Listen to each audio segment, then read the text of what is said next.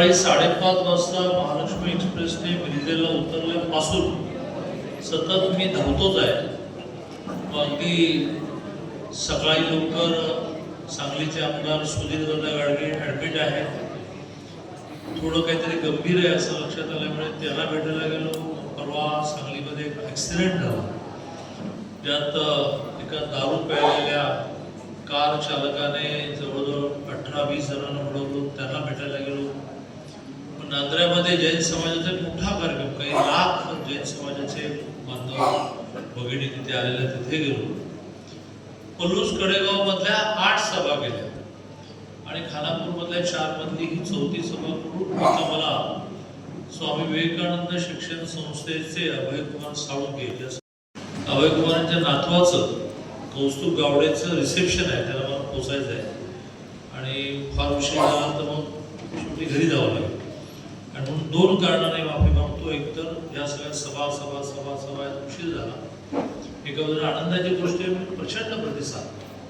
सगळ्या ठिकाणी 2-4 हजार संख्येने लोक आलेले आणि त्यांना सभेतून काही बोलण्याच्या बरोबरीने उतरल्यानंतर निवेदन द्यायचं आहे, फोटो काढायचा आहे, वेळ गेला. तर मी पहिली माफी त्याबद्दल. दुसरं, मी लगेच जाईल तर मी त्या रिसेप्शनला पोहोचू शकेल, त्या लगेच जाण्याबद्दलही माफी मागतो. 7 तारखेला मुख्यमंत्री माझी लाडकी बहीण आपल्या जिल्ह्यामध्ये 6,99,976 बेंगलोर हे 7 लाख आहे. त्यातला आपला जो तालुका आहे खानापूर, त्यात 45,116 जण, म्हणजे 45,116 जणांच्या अकाउंटला दरमहा 1,500 रुपये जातो.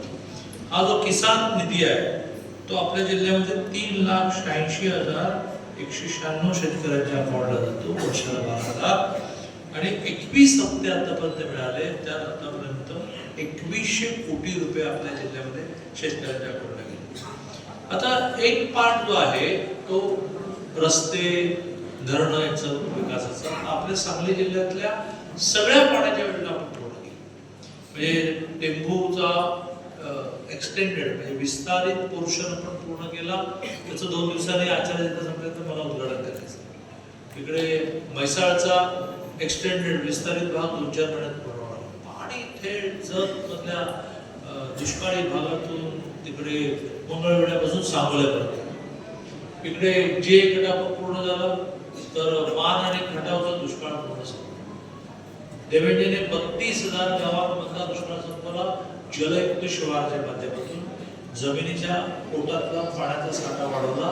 विहिरींना पाणी, तलावांना पाणी खूप आलं. 3 पिकं आपण घ्यायला. अशी मोठी विकासाची काम आहे, त्याची यादी आता सांगत बसत नाही. 2 गोष्टींना मला स्पर्श केला. एक तर मराठा समाजाला आरक्षण हे भारतीय जनता पार्टी. महाराष्ट्रामध्ये 67 साली ओबीसी आरक्षण दिलं गेलं. काँग्रेसचं सरकार होतं. तसं विचार केला तर आपल्यातलेच नेते होते की जे नेतृत्व करत होते, पण त्यांनी त्या यादीमध्ये त्याही वेळेला 82ला मंडल आलं, त्यावेळेला मराठा समाजाचं नाव टाकलं. ते जर टाकता आलं असतं, अण्णासाहेब पाटील नावाच्या नेत्याने गोळी मारून घेतली, आत्महत्या केली.